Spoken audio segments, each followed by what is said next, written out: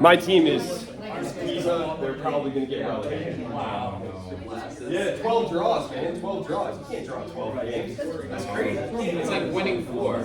Yeah, right? You gotta win something. Okay, so today is going to be kind of a bridge lecture because basically, I'm trying to take you through this interlude here from 1815 to 1848. Now we said that geopolitically, the defining feature of this period was something really weird. What didn't occur during this incredible period? What didn't occur during this period? European wars. Did not occur. There was no wars. No wars between the major powers. Why were they working so hard not to have wars? Because there's probably a lot of revolution in the 1700s. Bingo. They identified war with the kind of social and political instability that would open the floodgates to revolution, right? They had just, at the Congress of Vienna, finished putting things back together the way that they wanted it. They had put all their brother and sister monarchs back on their rightful thrones. They had put France back inside its box. And now we're just going to pretend that the last 20 years never even happened, right? And remember, if anyone rises up, we're going to go to each other's aid. If the Neapolitans down in the boot of Italy rise up, we're all going to work together to smash them down, to help the Austrians. If the Spanish liberals rise up, which there are going to be about, oh golly, a couple dozen liberal uprisings in Spain in the 19th century.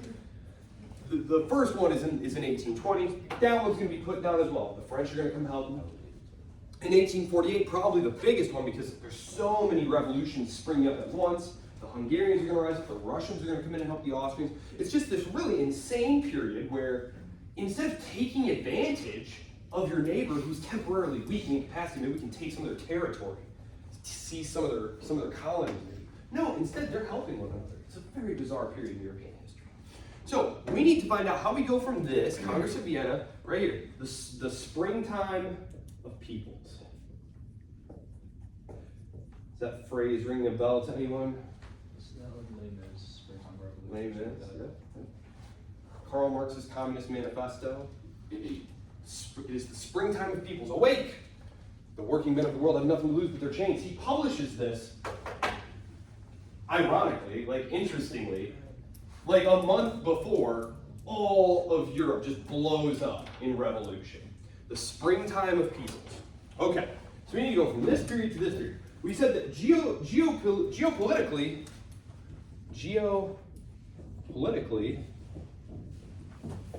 no wars. Incredible. No major wars.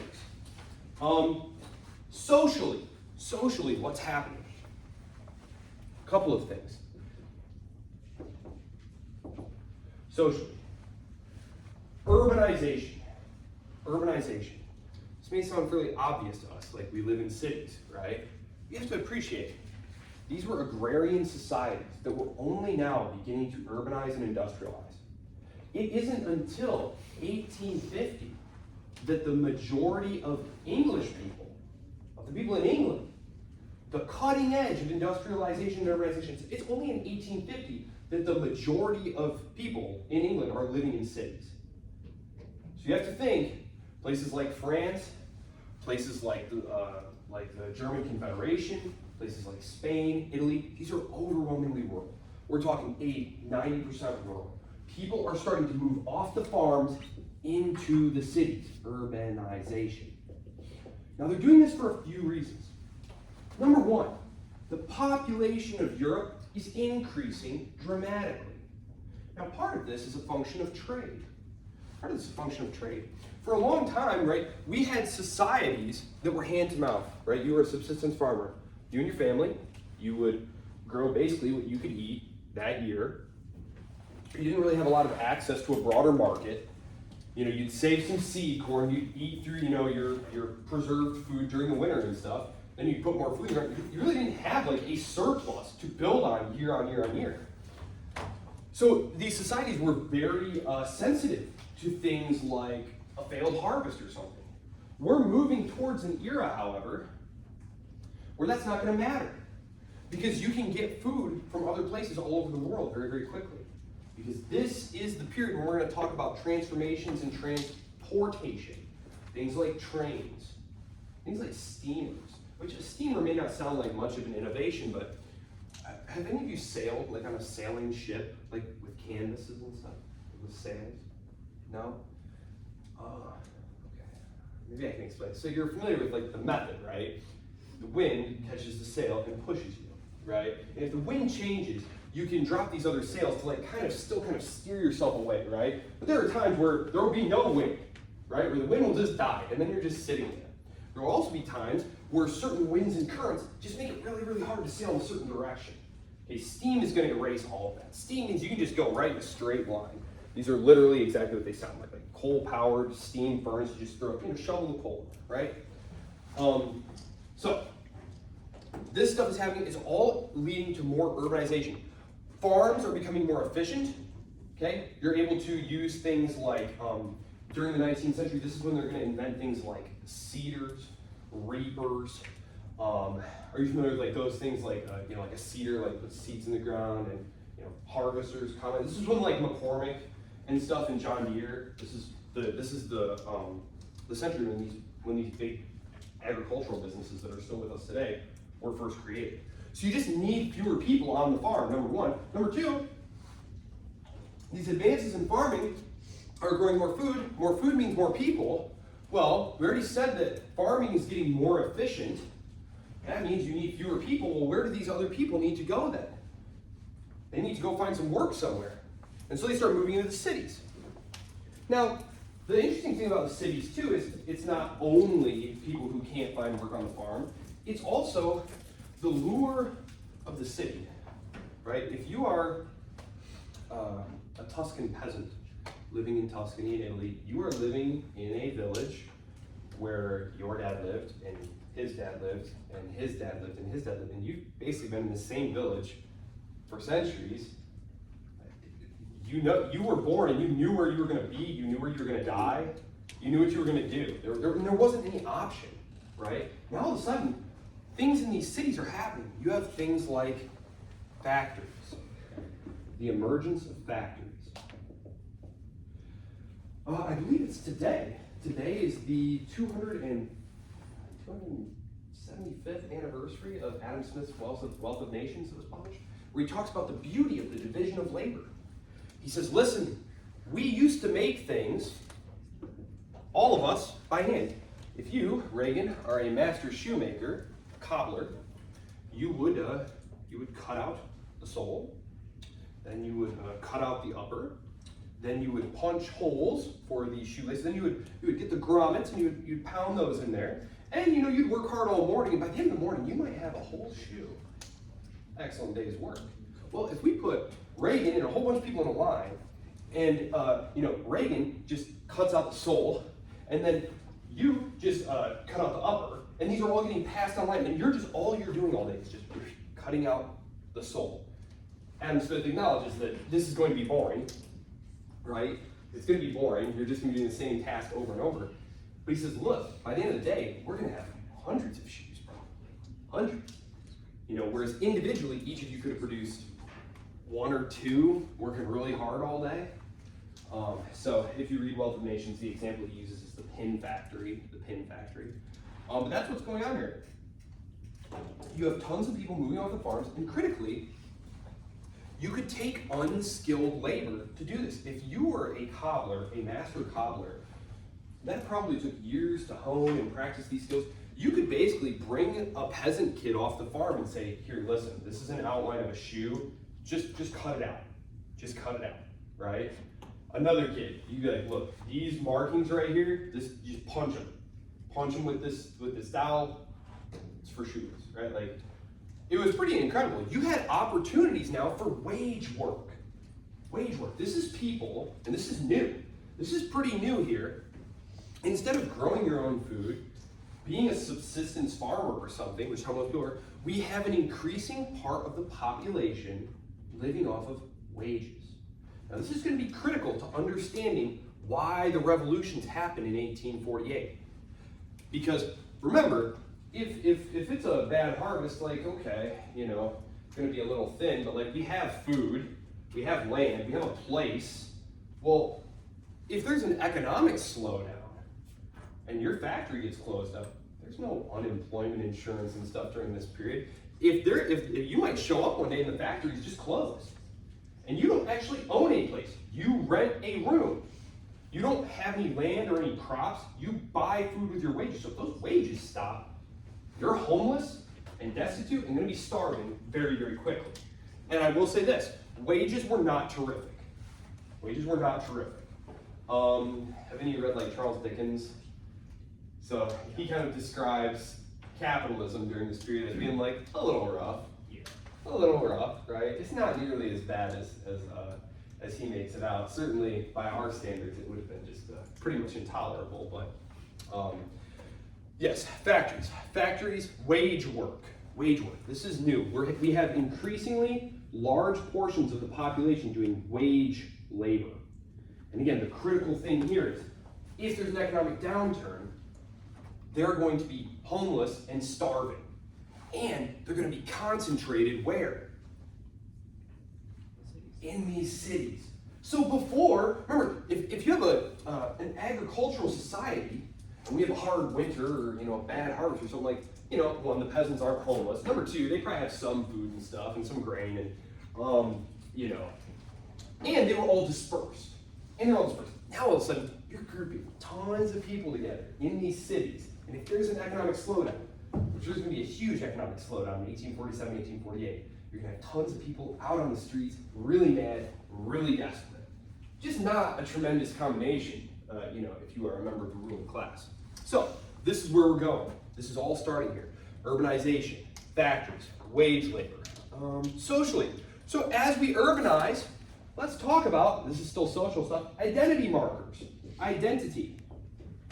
There are only two real basic questions. Those of you who take my poli-sci classes know this. There are basically two political questions for any poly. Who are we and who gets what, right? Who are we? And then how are all the resources of our society distributed? And there are all sorts of answers to that.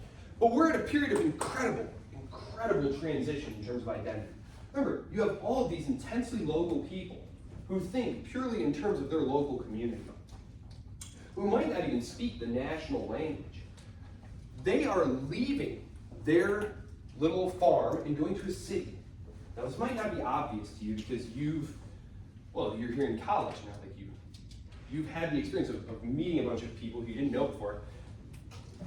It might be difficult for you to conceptualize still, but if you lived in that little Tuscan village of like 300 people, and you and your families had always lived there, and you were all the same religion, you all spoke the same language, you all followed the same customs, like, you might not even have like any kind of really articulate explanation of what your identity is.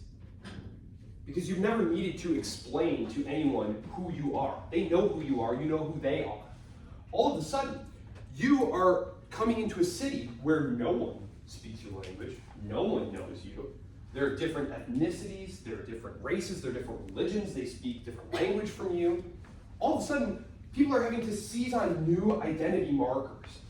And this is where nationalism comes in. Nationalism. We're going from local identity markers to national identity markers. Nationalism. From local to national. And we have a lot of competing ideologies at this point. And nationalism is an ideology. A lot of them, I already mentioned Karl Marx, right?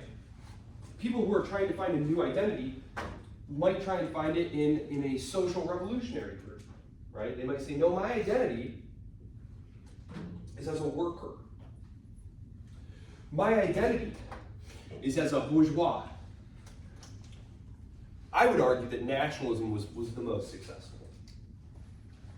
I mean, when the Soviet Union breaks up, it breaks up literally along nationalist lines. When communist Yugoslavia breaks up, it literally breaks up along nationalist lines. Nationalism is it's a very compelling story.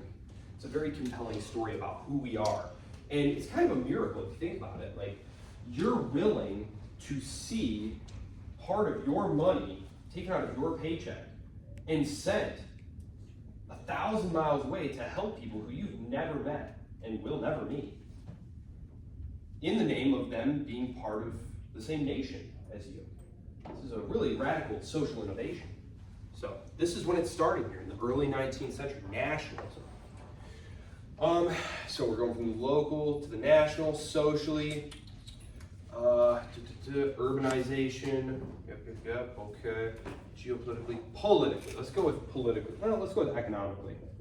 I'll conclude with politics. Economically, we are about to enter a period of just incredible economic growth. And I turned this on to show you this graph.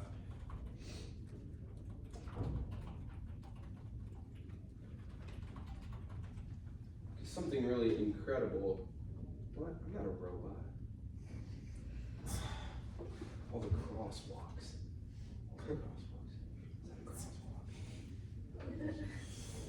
I really can't tell if that's a crosswalk. Okay, I did it. I'm not a robot.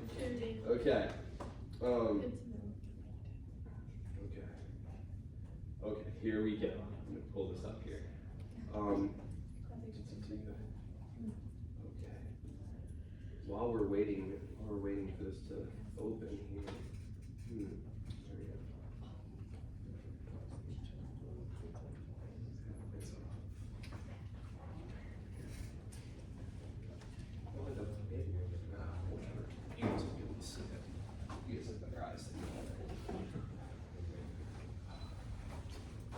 Speaking of robots, I used to laugh like 10, 15 years ago when Boston Dynamics came out with their first robots, their first humanoid robots, and like they couldn't go up and down the stairs, they couldn't open a door handle. I'm like laughing, like, oh yeah, okay, robots, you're gonna get us for sure. The other night, I follow a lot of Chinese media because I read about China in my other job, and at first I thought it was AI. I was like, this cannot be real. But sure enough, CNN the next day was like, oh my gosh, look at this. It was this array of humanoid robots doing like this choreographed kung fu demonstration with like backflips and stuff. And it was like, oh dear. Oh man, guys, things are getting bad here. So, interesting note: the word robot comes from the Slavic word rabota, which was forced labor. Yeah. Oh. So, anyone interested in the ethics of like AI or robots? It's interesting that is the etymological origin of the word robot. Because if you were a slave, that's where the word comes from. But you owed a certain amount of forced labor. So like the work guy would show up and be like, okay, everyone in this village, you gotta come for the next several weeks and like help build this road or whatever. So that's where that comes from. Okay, this is a terrible picture. But this is 1800. This is world economic growth since the start of history. It's flat. It's flat. We grew some stuff this year, then we ate it so we didn't die, and then the next year we planted more stuff, ate it all so we didn't die, and we repeated that over and over and over. It's in the 19th century, in the 1800s, that all of a sudden we start to see vast amounts of accumulation and abundance, which is carried on to this day. That's why I always laugh when someone's like, oh man, we might slip into a recession this year. Man, wasn't that recession bad? It's like, sure, if you like zoom in and look at it like that, but if you pull it out, like, things are going parabolic, right? This is the period when this starts to happen. So in terms of world economic growth, we're going to see that the period between 1815 and 1848 is fraught with tons of possible revolutionary kindling. And the leaders are constantly going to be stomping out fires and using secret police networks and arresting revolutionaries and stuff. After 1848, though, this explosion in revolution, we don't see it again until World War I. And it's because of this incredible economic takeoff. All of a sudden, these revolutionaries who were saying, you know, the working men need to seize control and, you know, we need better working conditions and only, you know, the communists can give it to the socialists. All of a sudden, people are so busy getting rich and acquiring property, and their standard of living is increasing so much that these revolutionary movements have zero appeal. This was one of Karl Marx's greatest mistakes, essentially. He made many mistakes. But his most important mistake, I think, is that he believed that eventually capitalism would produce just a few really, really rich people, and then everyone else would be living in slums. And that this situation would not be tenable, and they would overthrow it, and there would be a dictatorship for the proletariat the world over. But that's not what happened. Instead, this huge thing called the middle class emerged. This massive group, the majority of society eventually. And they owned their own property. They could afford to buy all sorts of great stuff. And again, revolutionary activity just doesn't have a lot of appeal to those people. So, there you go, world economic growth. Yes, economically, approaching takeoff. We call this point takeoff, which, yes, by the 1850s, it's zooming upward. But you have to appreciate that increase right there, that's several hundred percentages of increase over the course of a few decades. Right? Like, people at the time wrote about it in awe. Like, can you believe how rich we're all getting? Like, this is just crazy. I mean, they were seeing things. Again, it's hard for us who are not impressed or, surprised by anything. But just imagine people who their entire lives have, seen like a horse and a cart, and all of a sudden dudes come by, hammering rail into the ground, and then a freaking steam engine comes blasting through there. Like, what? And then you read that they can communicate across the entire globe using cables and electrical currents and stuff, right? Benjamin Franklin was just doing his experiments with electricity 50 years ago. I mean, these are just wild transformations. And they really, really helped kickstart the economy. Let's talk about the economy here. Approaching takeoff. I'm just going to put takeoff. That's takeoff. Several hundred percent. That's takeoff. If our economy grew several hundred percent over the next few decades, we'd be so rich. Takeoff. Why is the telegraph important? Information. Capitalist markets run on information. All markets need to run on information. If you have bad information, you're not going to have a very efficient economy. Case in point, Soviet Union. Who I promise I'm not picking on purpose today, although I realize I've done it twice. They deserve it, but takeoff. Okay. Knowing what the price of things are. You are a farmer. You raise pigs, pork. Okay, here's the thing about pork, though. There's a lot of cost involved. You gotta feed them, you gotta protect them, right? You gotta protect them. Then you have to ship them and pay to have them processed and all that stuff. And then you need to get them to the market before they're bad. It's not like wine, where it's like, okay, it's in bottles, it's not gonna go bad. Pork has a shelf life. It will go bad.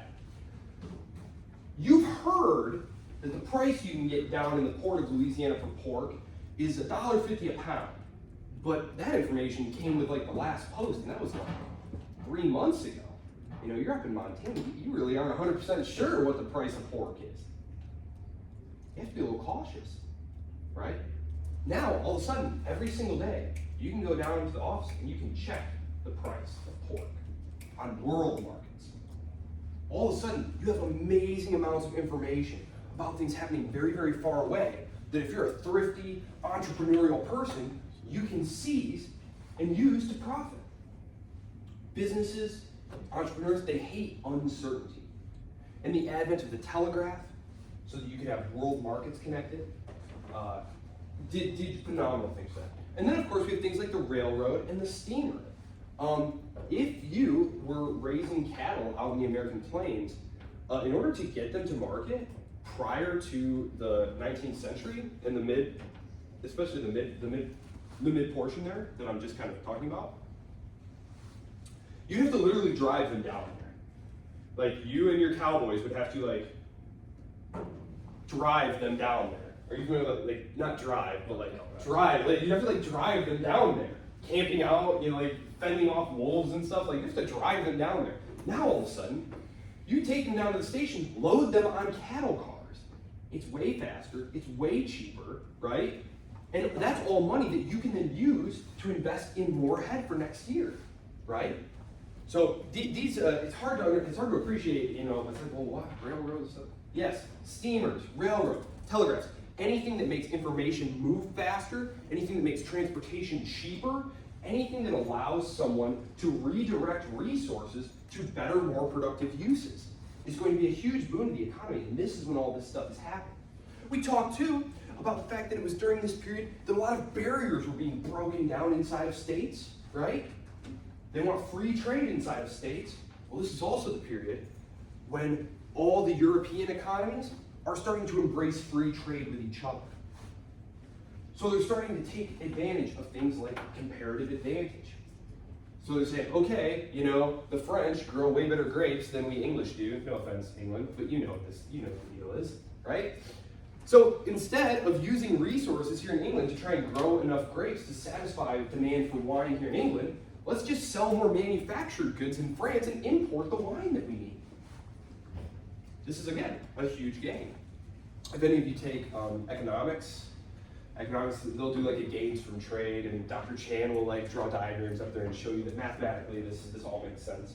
But you can trust me for now. So economically, takeoff is happening, but this is all very disruptive. This is all very, very disruptive, and it's why this period is going to feature a lot of political unrest. So let me talk a little bit about the politics of the period.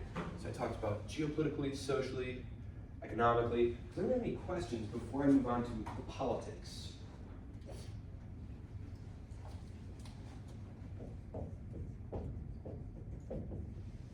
No. Okay. So, the only state during this period that does not embrace free trade, the United States. Interesting, because we tend to think of America as being a free trading society, and that Donald Trump is, doing something with the tariffs. The United States didn't abandon its tariff policies until well into the 20th century. So, very interesting. Politics, internal politics. Remember, after Vienna, after the Congress of Vienna, the monarchs were put back in place. Back in place. Let me pull up the map here so that we can see. Right? Yes. Okay. Oh, almost typing while standing up. All right. Let's see. Let's see. Yeah, nice map here.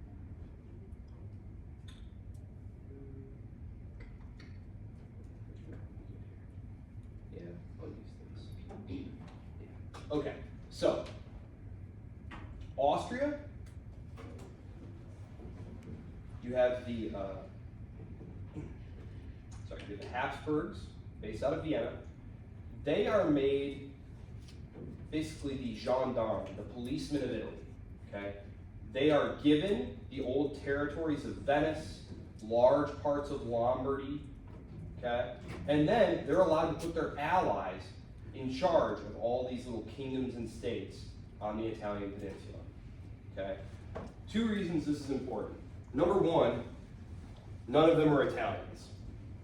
And in an age of increasing nationalism, this is going to provide very good combustible material, okay, to expel the foreigners. Number 2, this is important because these modern, complex, bureaucratic, professionalized states with these very large industrial armies and stuff that are being built during this century take a lot of money. And these areas of Italy that were given to the Austrians after the Congress of Vienna, during the Congress of Vienna, right here, accounted for like 1/3 of their revenue. So when the Italian Wars of Independence happened, the first one is in 1848, and then there's one in 50 and 60, and then there's one more in 70, but the important ones for Austria happened early. When they're kicked out of this place, this is a huge economic blow that they really just could not afford. So, Italy is the domain of the Austrians. This right here, this little block right here, this is the Kingdom of Piedmont, Sardinia, okay? This is the only independent Italian kingdom, okay? This is the kingdom that is going to unify Italy, starting in 1848. They are the only Italian kingdom with the muscle to get this thing done. Because everyone looking around realizes, hey, it's great that we want to be an Italian state and all that stuff, but we need to get rid of all these Austrians. And the Austrians have armies, and the only one of us who has an army is the Piedmontese. And that's an interesting kind of conflict here, because a lot of the Italian revolutionaries, the Italian nationalists, are Republicans. People like Mazzini, or they're like socialists like Garibaldi. And so the king of Piedmont, you know, he does like the idea of like king of Italy. It does sound pretty cool, you know. But obviously those Republicans are thinking, well, no, you'd help us like make a republic. You'd help us make an Italian republic. He's like, ooh, I don't much like that. How do I fit into that? So France is put back in its box. Remember, France was just sprawling all over Europe. It got shoved back in its box, and the Bourbons got brought back. And after an initial period of acting like they were just going to come back and nothing was going to be different, feudalism's back, baby, forget about it. No, they decide to compromise. Now, this is Louis the 18th. I'm going to talk a lot about France because France is kind of like the driver during this period. So we had Louis the 16th, and what happened to him during the Revolution? Head chopped off. His son, Louis the 17th, is taken from his family and given to like some ordinary French citizens to make him into a good, solid Republican Frenchman. He dies of neglect. Right? He's like a very fragile kid and like, you know, just a kid. So when we talk about the Bourbons coming back, we are talking about Louis the 18th. Louis the 18th was the brother of the former king. These guys were brothers. They got the heck out of France. When the revolution started, they were like, see you later.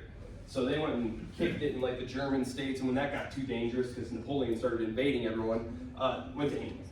And so they bring him back. That's the Bourbons. So it's Louis the 18th. And Louis the 18th was a remarkably pragmatic fellow. He was very tired.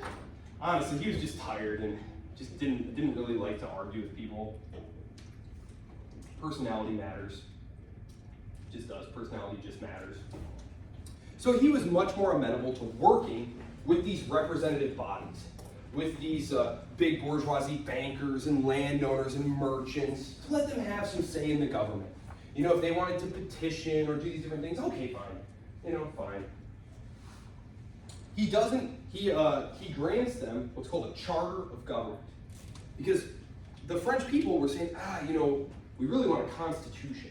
A constitution like what England had, like what we had in imperial France. And he says, no, what I'm going to give you is a charter of government. Charter, the Constitution. Here's the difference. They both might say the exact same thing, that you have the freedom to petition, that you have the right to free speech. They might say all the same things. The difference is a charter is something granted to you by your monarch. It's a gift. They gave it to you. Okay? The idea being that they might decide to take it back, right? Constitutions, on the other hand, are things that are above the monarch, that bind them. Okay? So this is the key debate. A lot of these monarchs who are brought back, they really don't want to issue constitutions to their people. They don't want to grant such solid protections of their liberties. But people like Louis the 18th are pragmatic enough to say, okay, look, you guys are clearly concerned about your liberties, your liberals, your liberties. Here, I'll give you protections for it. Free gift. Okay? He dies. He's old. He's in very poor health. His brother takes the name of Charles. So he reigns basically from 15 to like 23. I think it's 25 actually. Doesn't really matter. He reigns for a brief time, gets the regime on its feet. He dies childless. His brother, who was like the leader of the arch reactionary party, I mentioned him, the Comte d'Artois, who was saying, dude, you need to start chopping people's heads off. You know, you're going to lose control of this situation. You need to come down hard. You know, you're the king. By the grace of God, Louis, start acting like it. He gets power, and he says, all right, guys, listen, this was all adorable, but I'm in charge, and don't get confused about it at all. So he engaged in a standoff with the people and is overthrown. And is overthrown. 1830, overthrown. Overthrown. And establishing that we're going to basically have a constitutional monarchy now. Okay, we're going to have a constitutional monarchy. And this is called the July monarchy. And I'm going to erase some of this stuff and write it big because I think we can throw this up to talk about, change more broadly, the July monarchy, which is a constitutional monarchy. That's going to last until 1848, where we stop today. So, politically, what's going on here? I'm going to erase this stuff. We have some waves of revolution that occur. This is one of the curious things about revolution, is it kind of seems to come in like waves, even globally.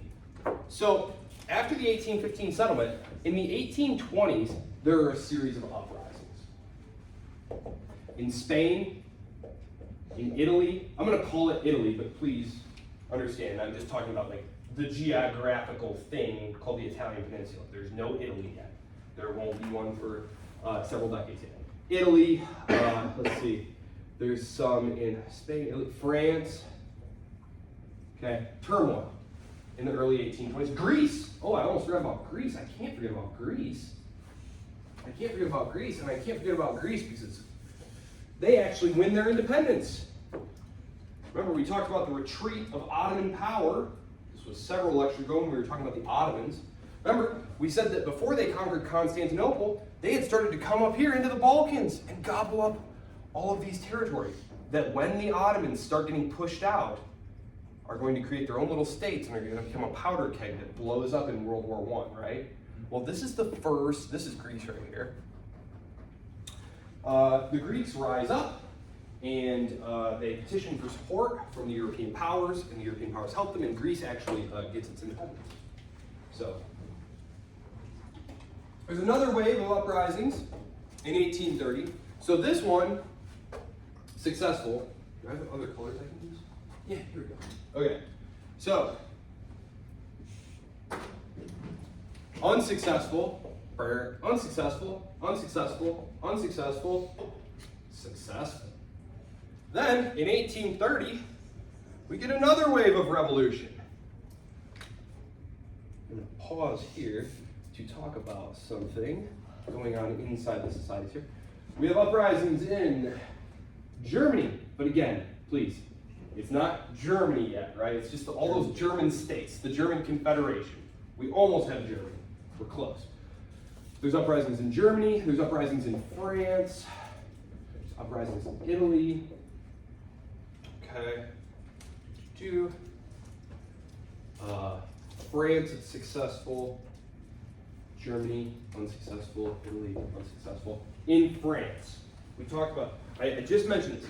In 1830, you have this revolution to overthrow Charles, who is saying no constitutions, no liberal order. It's divine right of kings. We need to go back to the way things were. Well, we talked about, I believe, that kind of pyramid, right? I drew the pyramid up there. And we have the old order, which is dominated by king and nobles, right? And then we have this other class, the bourgeois. And then we have everyone else, all the poor people, the peasants, and the proletariat. That's just all the workers in the cities. Now these guys would probably love some social revolution. These guys only want political revolution.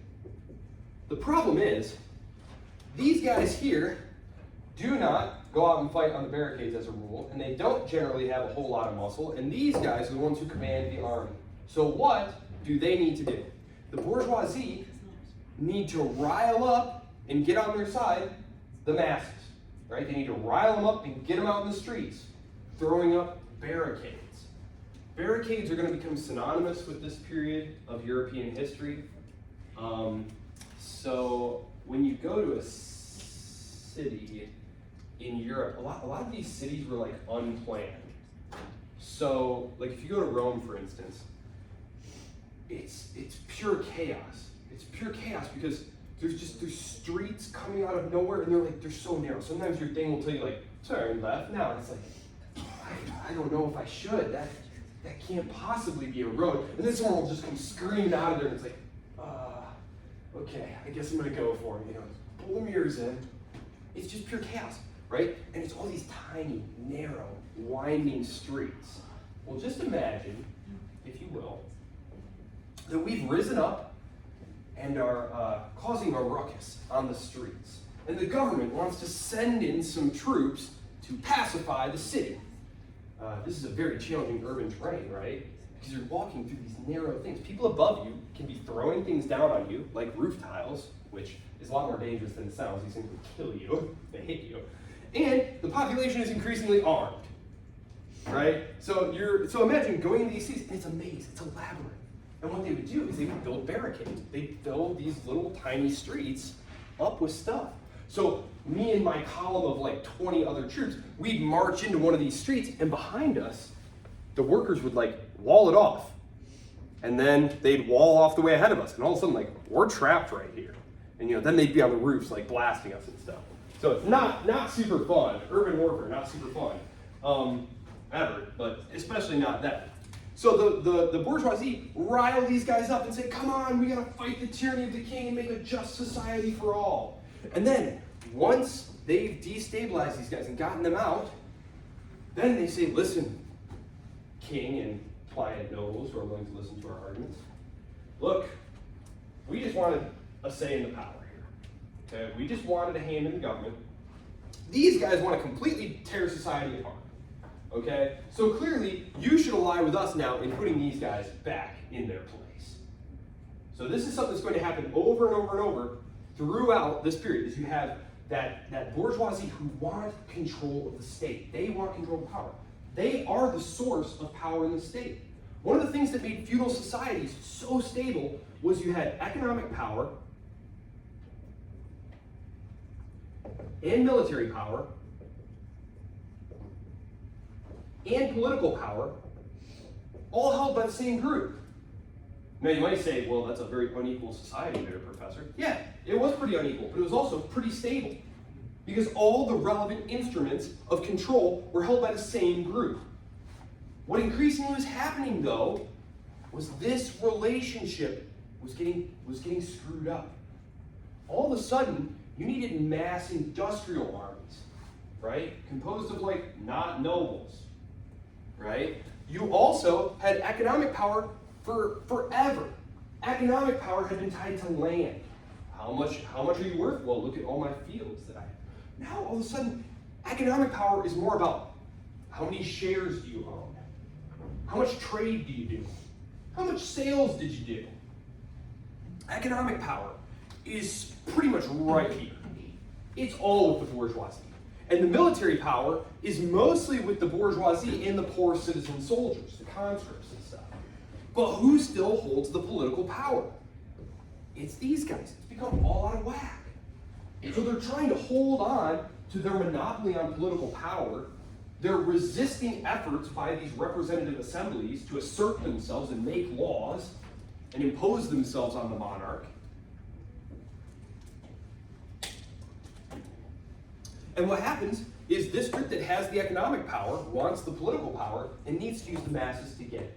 But then once they have it, they obviously need to put these guys back in their box, right? Because the program that these guys are interested in, like for example, they want things like national workshops. This is have you guys ever heard of like the job guarantee, like Democratic Socialists have, like the job guarantee?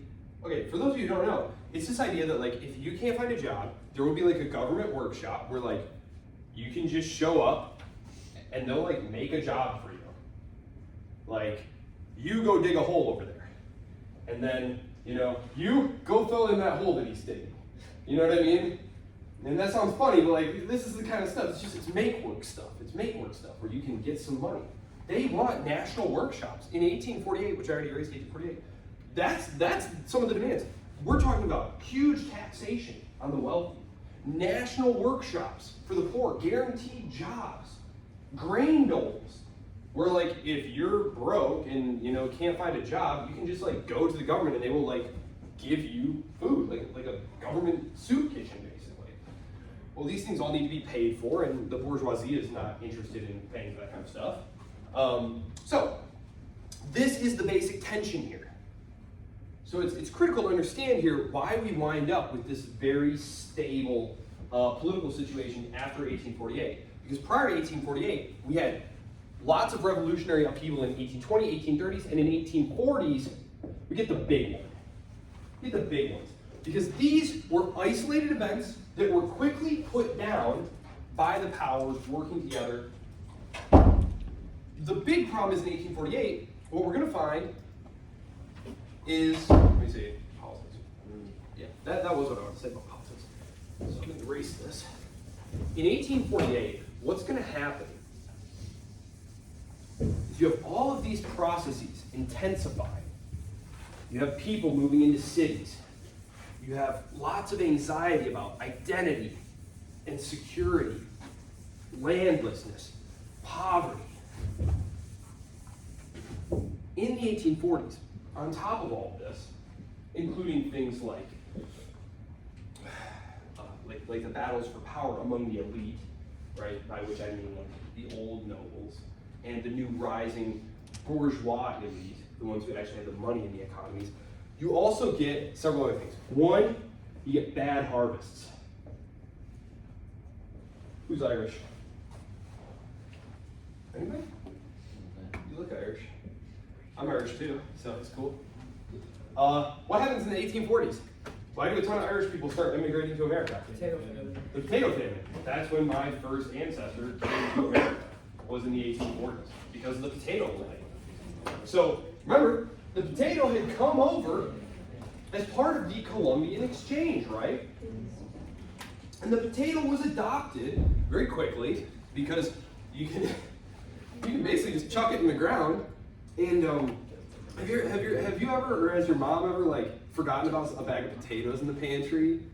And they start growing arms. Yeah, and they start growing all these like weird things out of them. Okay, that's the potato. Like if you just throw that thing in the dirt, like it'll just grow more potatoes for you. It's an incredible crop. It'll just grow. Well, the problem is when you grow one crop over and over and over again, you really start to set the conditions. Well, you can deplete the soil, yes.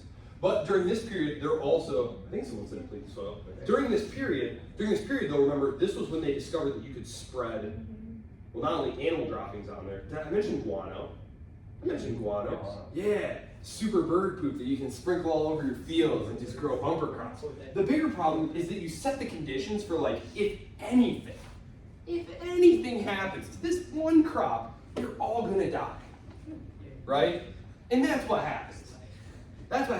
So this has a cascading effect. Ireland is crushed. People are leaving in droves, okay? But this also puts a lot of pressure on the price of food everywhere, right? If we have an economy that has wheat, potatoes, and barley, and there's 100 of us, and 30 of each of these, just ignore the units, just pretend that this all makes sense for me without units. And we're all bidding for them. We each have some money in our pocket, we're all bidding for units of these. And then all of a sudden I say, okay, now there's no more of that. What is going to happen to the cost of those other two things? So way up. They're going to go way up. So when people talk about like the hungry 40s, the starving 40s, a lot of the problem was that people couldn't afford the food. It wasn't necessarily, like if you were in Ireland, there was no food, right? Like that was true, there's no food. But you also couldn't even pay to import food because it was way too expensive. So, you have bad harvests, because also, I think it was the barley harvest got hit really bad in France in like 46, 47. You have the lack of potatoes because the potato crop was just wiped out. Like, and then it would spread and nobody wanted to plant potatoes because they didn't know whether or not it was, contagious. So, bad harvests.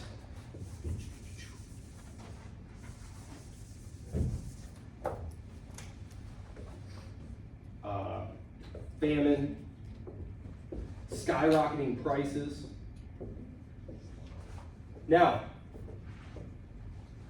if you have a certain amount of income and you split it 50-50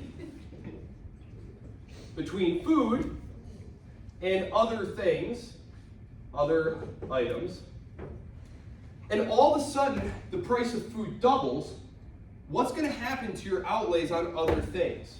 They must Increase. Right, they must decrease by half, right?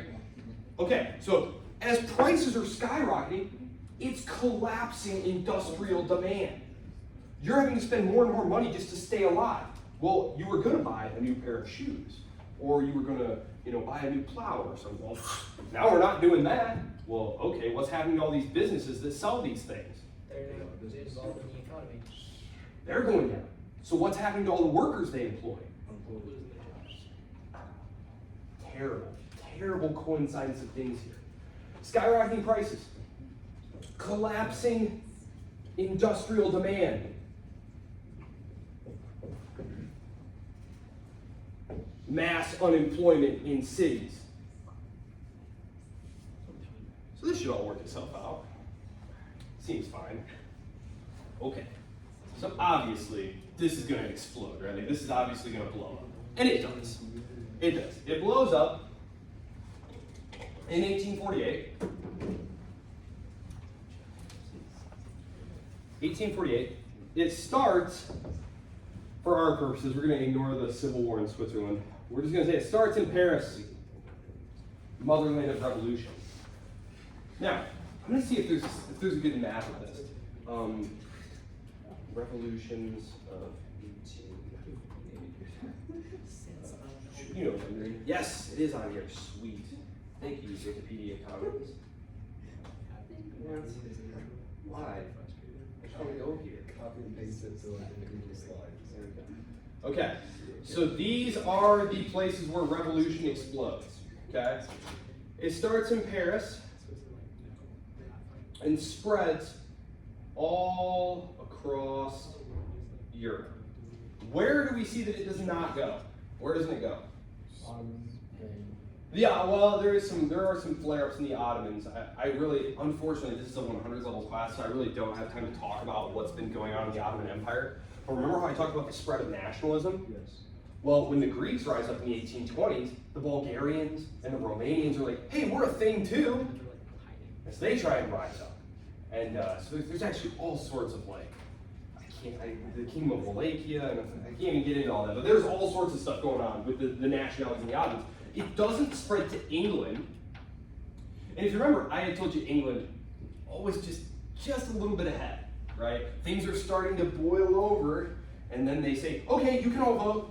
It's cool.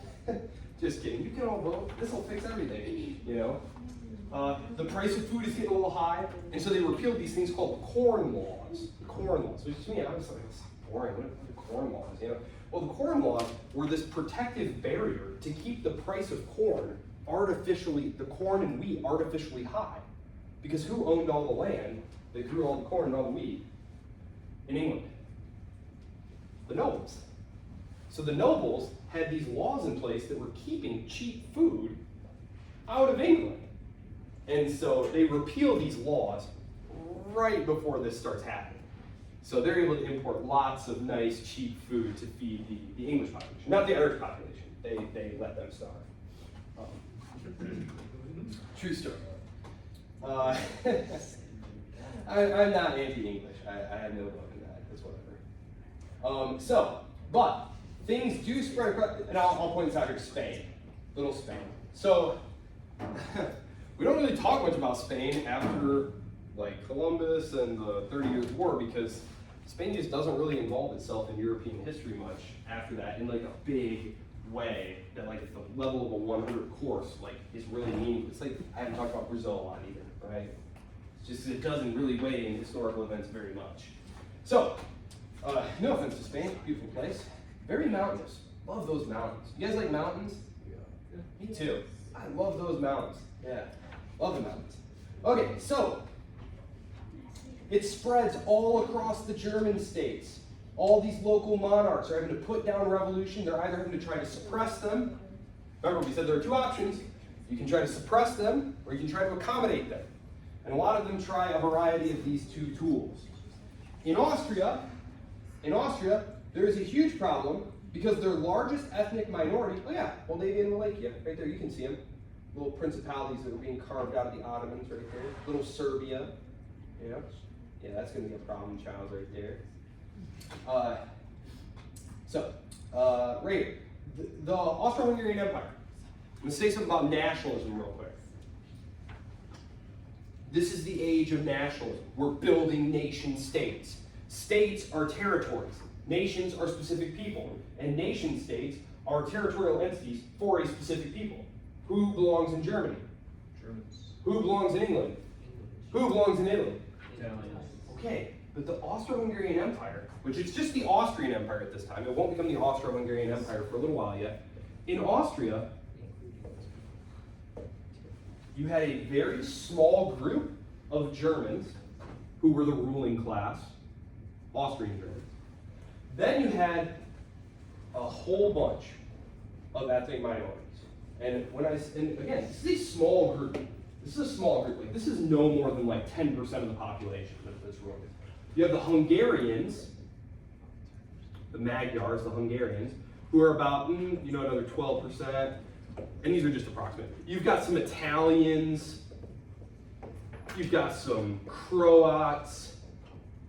You've got some, on and on and on. You've got Romanians. You've got Poles. You've got Ukrainians. You've got Belarusians. You've got all these different ethnic minorities. You can't make a nation state out of that. It's not possible. It's going to be one of the things that really impedes Austria's ability to fight off its enemies and keep internal cohesion. And when the Austro-Hungarian Empire breaks up, it breaks up into these little states, right? You wind up with a German Austria, you wind up with a Hungary, you wind up with a Croatia, Slovenia, Slovakia, you wind up with all Czech Republic, you wind up with all these different places. And it was where all their little ethnic minorities lived. And the policy of the Habsburgs, the ruling German Austrians, had from time immemorial been to just pit the different groups against each other. If the Hungarians are acting up, just use the Croats to go smack them down and just keep everyone at each other's throats. Well, in 1848, when the revolution is happening, the Hungarians here are not able to be resuppressed, and this is when they have to call in the Russians, right here, the Russians over here. No revolution in Russia, not yet. So they come in here, mow them down, blah, blah, blah, yep, okay, and what else? Oh, in Germany, yeah, and Italy. Do I need to talk about Italy? Oh, yes, I will talk about Italy a little bit. So in Germany, so I said in France, I don't want to deal with this. Let's start with France. So there's all these revolutions, and revolution is done after this. No more revolution.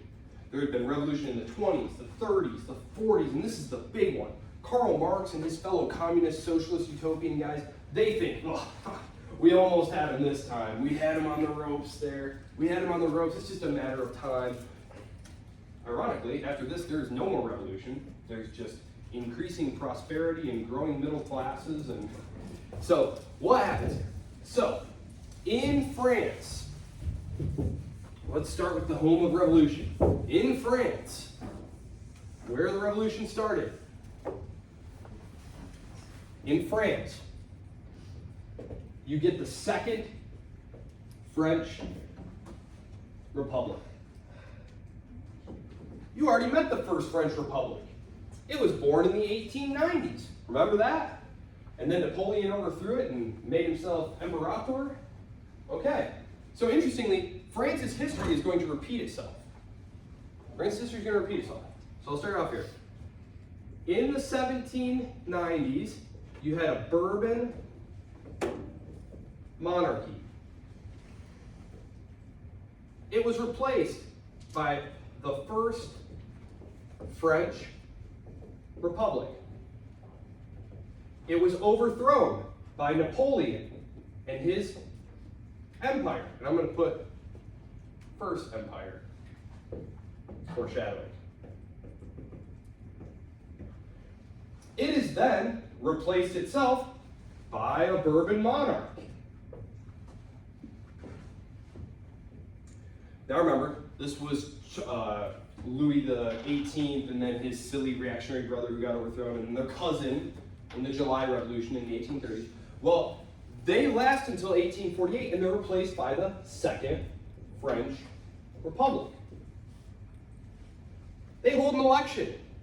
It's the first election in European history where there is universal manhood suffrage. Every single man in France is given a vote. And there's a list of a bunch of candidates.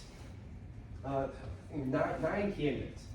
And they elect the nephew of Napoleon Bonaparte, Louis Napoleon. As his term as president is nearing its end, he decides, rather than giving up power, it would be way more fun to make himself emperor. So, Napoleon's Second Empire. The Second Empire will be with us all the way until the 1870s, when it runs into the buzzsaw of Prussia, which becomes Germany, which I like to call Super Prussia. Yeah. Super Prussia. Super Prussia. Yep, so 1790s, 1803 to 1815, the Bourbon Restoration, 1815 to 1848, 1848 to 1852, this is just to give you some context, and then 52 all the way to 1871. So French history actually does seem to be like cyclically repeating itself. And even though Karl Marx's theoretical works are dreadful and full of mistakes, his historical works are actually like pretty insightful and readable.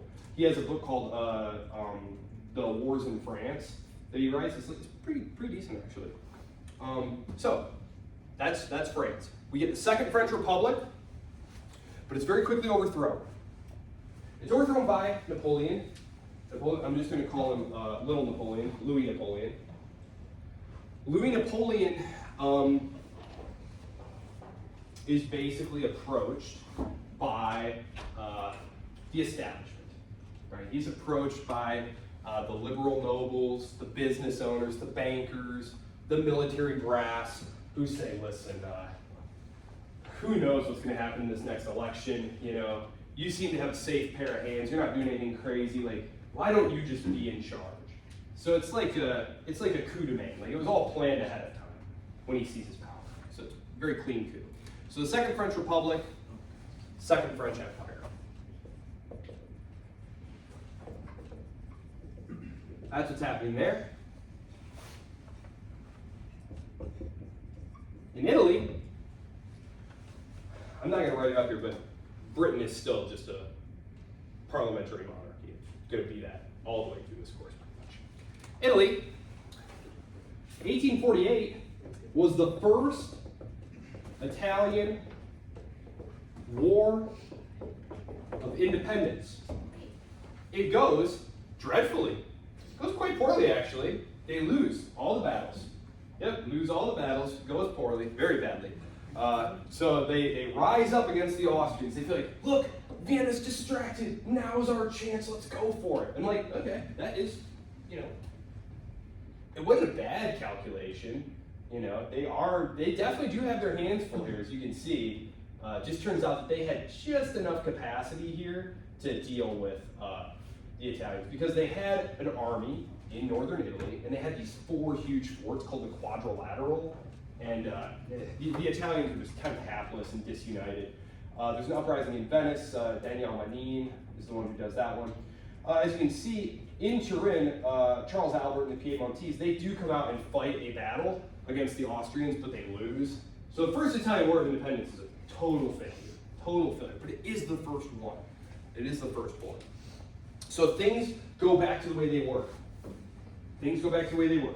There's still an independent kingdom here in Piedmont. The French see to that. It's really funny, the geopolitics of it. Because the French are like, because the Austrians are like, we need to come in and smash the Piedmontese. You know, these guys are just troublemakers. And the French are like, no. We like having this buffer between us and you. We're going to keep it.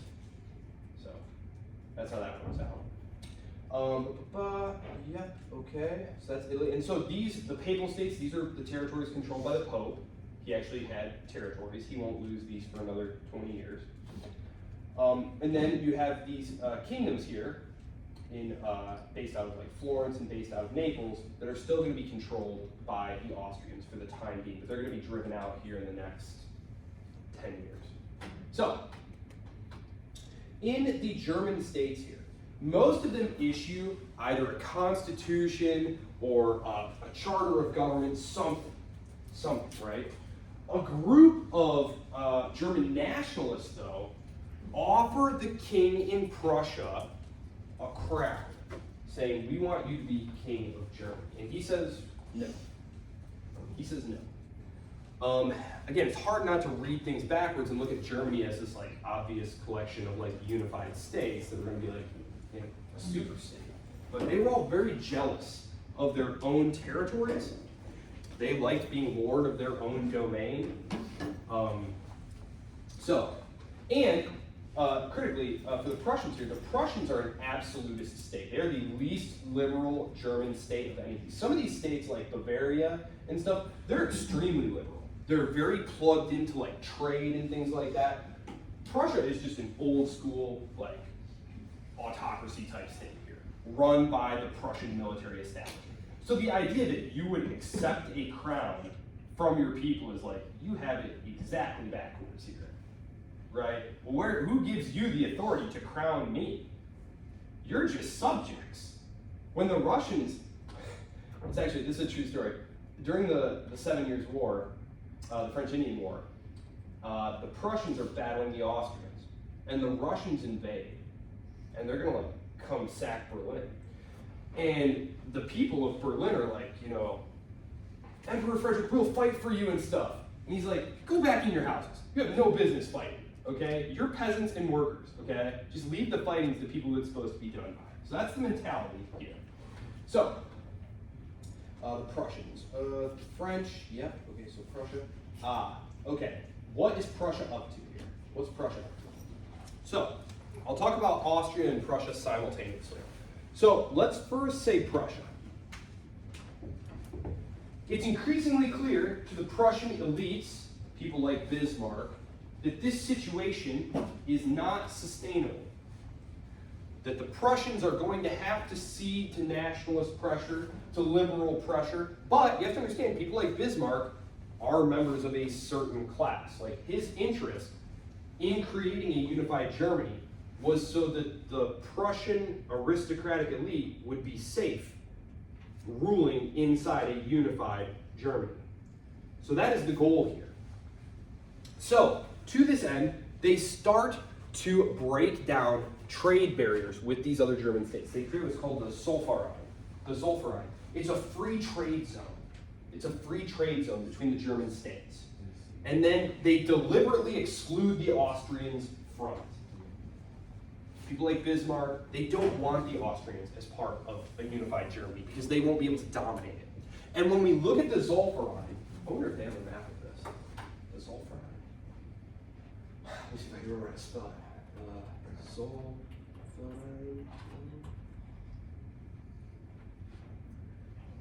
Prussian-led economic union. Yes. I almost spelled it right. Do you have an image of it for me? Yes. Look at this. Look at this zone right here. This is almost exactly what winds up becoming unified Germany, right? So the idea here was that economic integration will precede political integration. And if any of you are familiar with the EU, the European Union, EU, yeah? Okay, fair enough. Well, the EU grew out of an economic partnership, like a European free trade zone. And some of the people who helped put it together, their idea was, look, it'd be great if we had political union, but let's just start with economic union. And as, you know, economic ties deepen and we go through crises together, eventually political unification. So that is the goal of most of the people in Brussels, although the European unification project has run into many roadblocks. Most particularly the people of the individual states of Europe who have very little interest in being ruled by Brussels. I don't. Okay, so that's what Prussia's doing. Prussia is aiming for dominance of at least the North German states, possibly as many of the South German states as they can get. They wind up getting all of them. Which we will see later. I still need to do Austria. So Prussia, starting to aim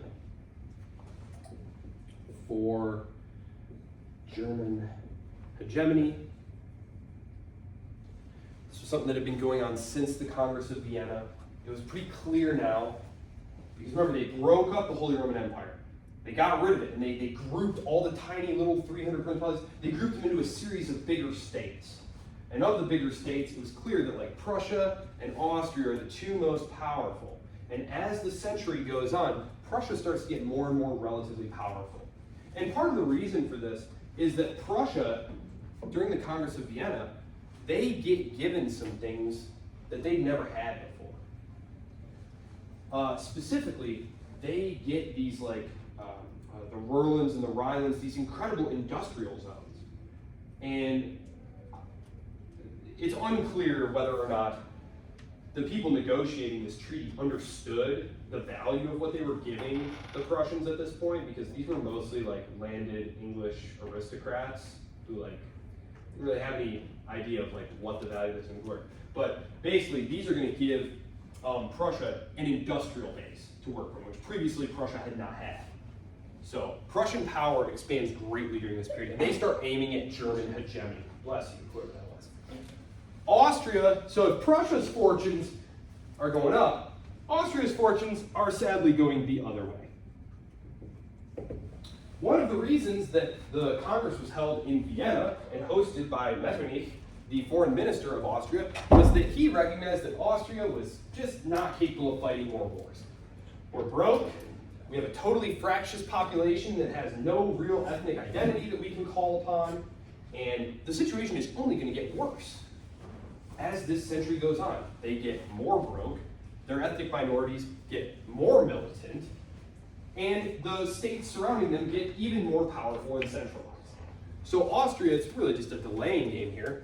Austria, Star Wars?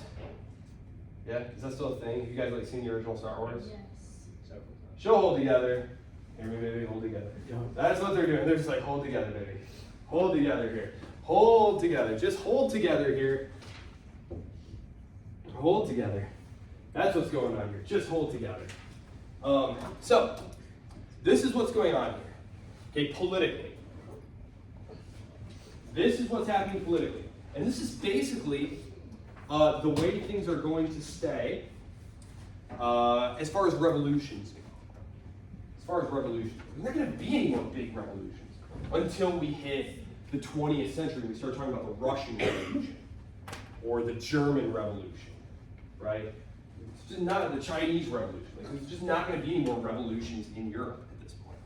What is going to happen, though,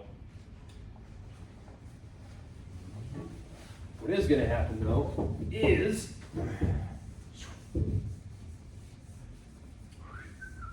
all right.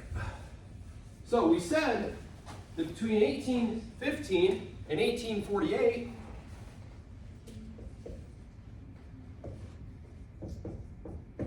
that there was no war between the major powers because the fear was, oh boy, revolution's right around the corner if we do that. We just need to hang together. The period after 1848, no war between powers. After 1848, from 1848 until 1914, war. Should I put all the time? War all the time. It's the name of the show, War All the Time. War all the time. You often hear people say, the phenomenal accomplishment of the Europeans from 1815 to 1914, peace. Peace. And that's just that's relative, right? Like, yeah, it was peaceful compared to the Napoleonic Wars, which was 20 years of like awful total war all over the place. And then after 1914, you have the horror of World War I, which is the war I would like least to have been involved in. Have any of you ever thought of that? What war would you like least to have been involved in? Yes. World War I for me, easy. Easy. It's easy. World War I, no question. It was just a horrible killing field. Like you had these commanders who just did not understand that the innovations that have been made in warfare just gave unbelievable advantages to the defenders. And they acted like it was still just 1870 or something. We're just going to charge this open field and take that position. The British lose 60,000 men on the first day of the Battle of the Somme. 60,000 guys in a day. Sending wave after wave of them straight across this field. World War I sucked. I would want nothing to do with World War I. I mean, even horrible wars like Vietnam or something, fine. Throw me in the bush, whatever, fine. At least you have a chance. Because if you refuse to go over the top, this is something as a kid, you're like watching, you're like, why do the officers all have pistols and not rifles? What are the pistols for? Shooting your own men for cowardice. Yep. Yeah. Insubordination was punished with death. Yeah, that's why they had pistols. Anyway, we're getting there. We are going to do World War I, we're going to do the Depression, World War II, all that stuff. But it's interesting, war all the time. War over what? Well, I said that we're going to get in Italy, so who's going to have to fight some war here if we're going to make in Italy? The Italians and the Austrians. So, we're going to get the Italians versus the Austrians, and the French are actually going to help them. The French are going to help the Italians. So the Italians and French versus the Austrians. We're going to get the Germans. Sorry, I should put Prussians. Sorry, that's going to be confusing. We're going to get the Prussians against the Austrians and the French. And you get this really horrible, dumb war in the 1850s called the Crimean War. So Crimea, can you see it on this map? You can. I'll pull it up real quick. Do you guys follow like the geopolitics of today, like the Russia-Ukraine war?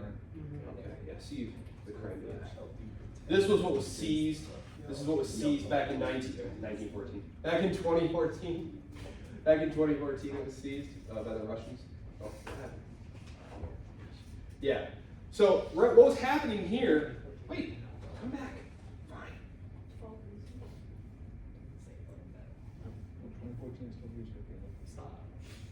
So what was happening here was this.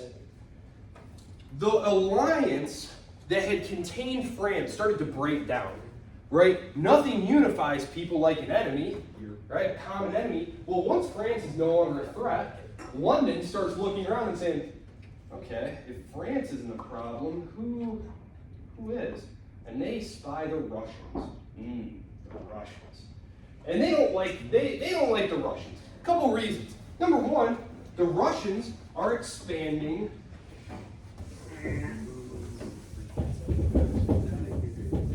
So the Russians have been expanding this way, right? Russia. Here's Europe. Russia's been expanding this way, right? Out into Siberia, pushing toward the Pacific, right? Okay, well, they also start penetrating Central Asia. You know all the stands, like Kazakhstan, Uzbekistan, all those. They start penetrating those. Well, what are those really close to? What's the key to the British Empire? What's the most important thing that they have? India. The British government looks around after they defeat Napoleon and they're like, awesome, finally nothing to worry about. Gosh, the Russians are really close to India. And so Anglo-Russian antagonisms immediately start, almost immediately. By the 1820s, 1830s, it's looking like a war is going to happen. Well, the Russians want to build a fleet here in the Black Sea because they don't have a warm water port. Like if we pull back and look at the coastline of Russia, just check it out. Check it out, right? These are wooden ships, right? Here's all your coastline. Wow, you have so much coastline. Okay, this is the Arctic Sea. You can't use it for most of the year. They're wooden ships. So what they want is they want to build up a military presence in the Black Sea and be able to go through the straits and get into the Mediterranean.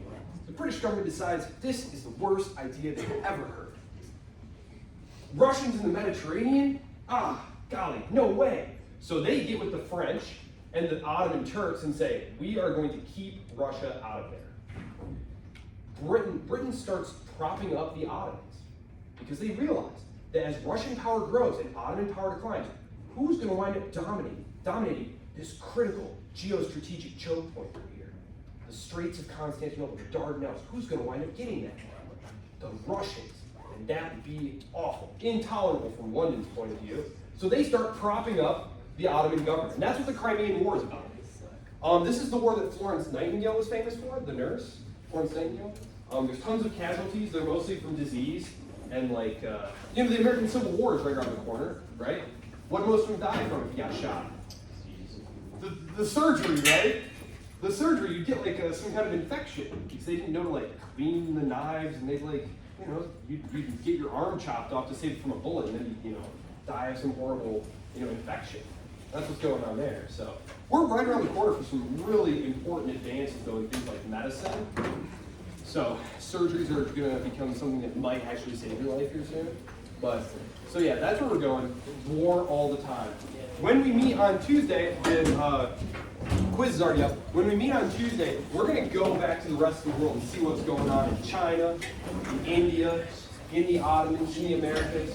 So I hope you all have a wonderful weekend. Hope the weather keeps up to you all. If you need anything, don't hesitate to reach out. Hi. Brilliant. Tennis. Marvelous. Okay, great. Good luck. Thanks. See ya. Have a great weekend. You too. All right. Well, my dad's super. Okay.